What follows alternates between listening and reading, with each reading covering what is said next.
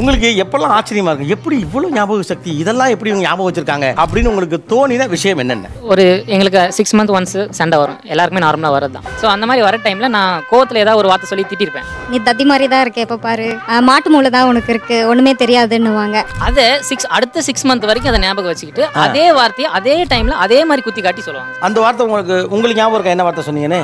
அதே மறந்துடுவேன் சார். அதுவே நீங்க மறந்துடுவீங்க. ஆனா அறிவு இல்லைன்னு சொல்றீங்க, பட் அவங்களுக்கு தான் ஞாபகம் இருக்கு. சார் கோவத்துல திட்டுறாரு சார், அவருக்கு என்ன வார்த்தை பேசுறாருன்னு தெரியறது இல்ல. நம்மளுக்கு கேக்குறோம், நம்மளுக்கு ஞாபகம் இருக்கு இல்லைங்களா? ரிசீவிங் எண்ட்ல இருக்கறனால ஞாபகம் இருக்கு. ஆமா ஞாபகம் இருக்கு. பெர்ஸ்பெக்டிவ் நான் திட்ட மாட்டேன் சார். திட்டிருக்காங்க சார், சும்மா சொல்றாங்க. நீங்க சொன்ன வார்த்தையை அவங்க ஞாபகம் வச்சுக்கிறாங்க. இப்ப அவங்களே ஏதாவது சொல்லிருப்பாங்கல்ல? அவ்வளவா ஞாபகம் இல்லை, பட் மோஸ்ட்லி என்ன சொல்லுவாங்கன்னா ஞாபகம் இல்ல. அவரும் ரிசீவிங் எண்ட்ல இருக்காரு, ஆனா அவருக்கு ஞாபகம் இல்ல. உங்களுக்கு மட்டும் எப்படி ஞாபகம் இருக்கு? ஆனா கொஞ்சம் சும்மா இருக்கியா, மனப்பாடம் பண்ணி ஓட்டிக்கிட்டு இருக்கேன். மனைவியின் ஞாபக சக்தி. மேரேஜ் ஆகி 5 years ஆகுது டோட்டலாக. ஃபர்ஸ்ட் இயர் ஆனிவர்சரி நல்லா கொஞ்சம் செலிப்ரேட் பண்ணோம். இப்போ வந்து லாஸ்ட்டாக August month 5th year anniversary வந்தது. செலிப்ரேட் பண்ணிட்டு வீட்டுக்கு எல்லாம் வந்ததுக்கு அப்புறமா அவங்க கேட்குறாங்க, அம்மோ எனக்கு ஒன்று வேணும், ஃபர்ஸ்ட் இயர் ஆனிவர்சரி செலிப்ரேட் பண்ணோம். ஸோ நீ அன்னைக்கு நைட்டு நீ எனக்கு எத்தனை கிஸ் பண்ணியோ அத்தனை கிஸ் எனக்கு நைட்டு வேணும். ஆனா அவர் இதை சொல்லுவார், நீங்க எதிர்பார்க்கல. சத்தியமா எதிர்பார்க்கல. ஒன்னால நம்ம ஒரு சண்டே மார்னிங் எந்திரிப்போம், ரிலாக்ஸா இருக்கலாம்னு சொல்லிட்டு டிவியை போட்டு ஒரு சாங்கை போடுவோம் சார். அந்த சாங்கை பார்த்துட்டு இருக்கும் போதே இங்கிட்ட இருந்து பேக்ல இருந்து சவுண்ட் வரும். இந்த மூவி நம்ம 2 பேரும் தான் ஒன்னா போய் பார்த்தோம். எங்க பார்த்தோம், எப்ப பார்த்தோம்னு சொல்லுங்கம்மா. சண்டே காலையில ஒரு ஆள் பாட்டு கேட்கறீங்க, குவிஸ் காம்படிஷன்லாம் நடத்துறீங்க.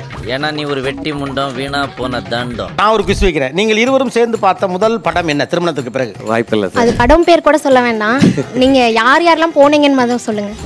அது கூட சொல்லல. முதல் படம் கண்டிப்பா அவங்களும் நானும் மட்டும் தான் போயிருப்பேன். வாய்ப்பில்லை. இவங்க 2 பேரும் அடிச்சுக்கிற மாதிரி அடிச்சுப்பாங்களாம், அதை வந்து நாங்க நம்பணுமா? ஆக்சுவலா இவர் வேணுனே இந்த முதல் படத்தை சொல்ல மாட்டேங்கிறாரு. என்ன பண்ணிருப்பாங்கன்னா குடும்பமே வந்திருக்கும் முதல் படத்துக்கு. கரெக்ட்டுங்க சார். நம்ம இப்ப இந்த அடுத்த கேள்வி போவோம். முதல் முறையாக 2 பேரும் மட்டும் போன படம் எது? கஷ்டம் தான் சார். கோ சார். கோ லவ் மேரேஜா அரேஞ்ச் மேரேஜா? Love cum arrange sir. ஏன்னா கோ முன்னால வந்த படமாச்சே. ஏமா உண்மையெல்லாம் சொல்லாதம்மா.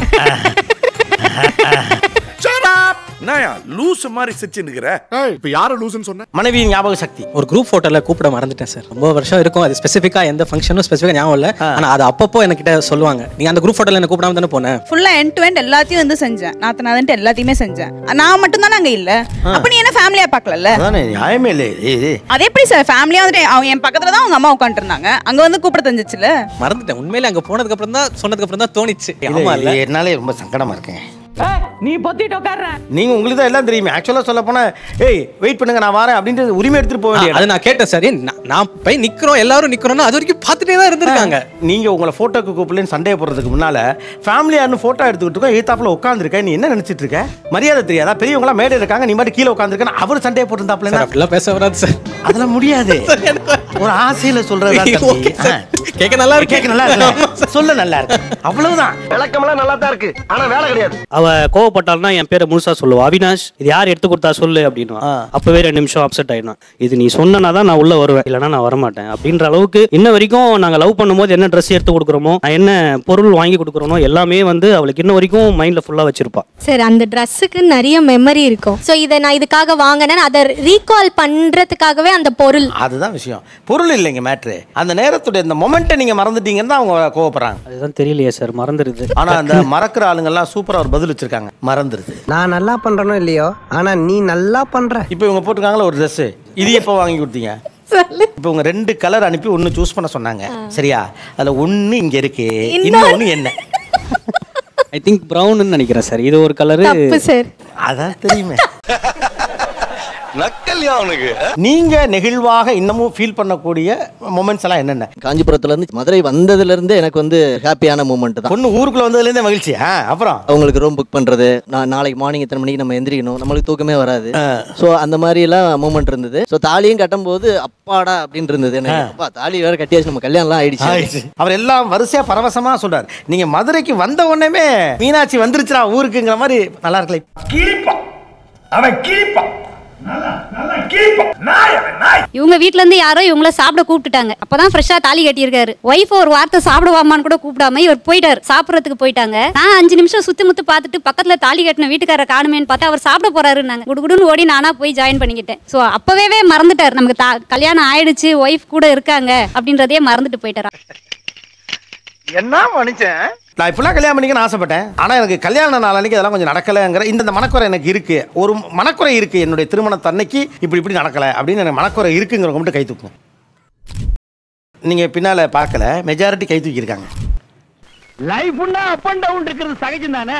எந்த கல்யாணத்தை வேணாலும் நீங்கள் எடுத்துக்கங்க, முழுக்க சூப்பர்பான ஃபீலிங்ஸ் மட்டும் இருந்த கல்யாணம் ஒன்று கிடையாது. அப்படி நீங்கள் நினச்சி கற்பனை பண்ணி வச்சிருக்க ஒரு நாள் உங்கள் திருமணத்தன்னைக்கு நடக்காது. இவர் வேற லூசுத்தனமா பேசிக்கிட்டு இருக்காரு. ஒரு நாள் வந்து நல்ல மழை, கொட்டுற மழை, கேப் எதுவுமே கிடைக்கல. நான் ஒர்க் பண்ணுற இடத்துல இருந்து நான் கிளம்பி போனோம், பவர் கட். ஸோ இவங்களுக்கு கால் பண்ணி சொல்கிறேன், நான் இங்கே வெயிட் பண்ணிட்டு இருக்கேன், கொஞ்சம் நீங்கள் வரும்போது என்னை பிக்கப் பண்ணுங்க, எவ்வளோ நேரம் ஆனாலும் நான் இந்த பஸ் ஸ்டாப்லேயே உட்காந்துருக்கேன். எனக்கே தெரியல இவங்க ஹெல்மெட் போட்டு போனது, என்னையும் கிராஸ் பண்ணி அவங்க வீட்டுக்கே போயிட்டு இருக்காங்க. இப்போ உங்கள் அம்மா சொல்லியிருந்தா என்ன பண்ணியிருப்பீங்க? இல்ல இது வந்து அம்மா ஒய்ஃப்னு நான் பிரிச்சு பார்க்க விரும்பல. இப்போ 18 வயசுல உங்களுக்கு ஒரு பொண்ணு இருக்கதா வச்சுக்கோ. இப்போ பொண்ணு, அப்பா யூனிவர்சிட்டியில் எக்ஸாம் முடிச்சுட்டப்பா, மழை பயங்கரமா பெய்யுது, கரண்ட் வேற இல்லை, எனக்கு வர்றதுக்கு பஸ்ஸும் கிடையாது, நான் இங்கே நிற்கிறேன்னு சொல்லியிருந்தா மறந்துருப்பீங்களா? கண்டிப்பா பண்ணிருக்க மாட்டேன், மறந்துருக்க மாட்டேன். அப்போ மட்டும் இப்படி ரொட்டீன்ல கரெக்டா கட்டுவிட்டா மிஸ்டேக் இல்ல, இது ப்ரையாரிட்டி அண்ட் இம்பார்ட்டன்ஸ். அதுதான் அவங்க சொல்றாங்க. இது உங்க பொண்ணா இருந்திருந்தா நீங்க கரெக்டா என்ன சொல்ல போனா, அந்த பொண்ணு நான் வந்து இங்க நிக்கிறேன்னு சொன்ன உடனே வேலையை விட்டுட்டு போயிருப்பீங்களா இல்லையா? கண்டிப்பா. இப்போ அவங்க கேட்கறது, எனக்கு ஏன் அந்த இம்பார்ட்டன்ஸை நீ கொடுக்கல, அப்படிதானமா? இதெல்லாம் அந்த பெருமையா? கடமை, ஒவ்வொருத்தருடைய கடமை. கல்யாணம் புதுசுல நாங்க செப்பரேட்டா வீடு எடுத்துட்டோம். அன்னைக்கு தான் ஆஃபீஸ் போறோம். அவரு கல்யாணத்துக்கு முன்னாடி ஃப்ரெண்ட்ஸ் கூட ரூம்ல இருந்தாரு. நான் ஷிஃப்ட் முடிச்சுட்டு வீட்டுக்கு வந்து தூங்கிட்டேன். இவர் வரவே இல்லை. எனக்கு ஒரு 2:30க்கு முழிப்பு வந்து பார்த்தா இவர் பக்கத்துல இல்ல, வீட்டுக்கும் வரல. இவர் மறதியில என்ன இங்க கல்யாணம் முடிச்சிருக்கோம், இங்க ஒரு வீடு எடுத்திருக்கோம், இங்க வரணும்னு தெரியாம அங்க போய் தூங்கியும் ஆச்சு. ஃப்ரெண்ட் வீட்டுல போய் தூங்கி அவர் எங்க இருந்தாரோ. நீங்க அன்னைக்கு நைட்டு போன உங்க ஃப்ரெண்ட்ஸ் எதுவும் கேட்கலையா?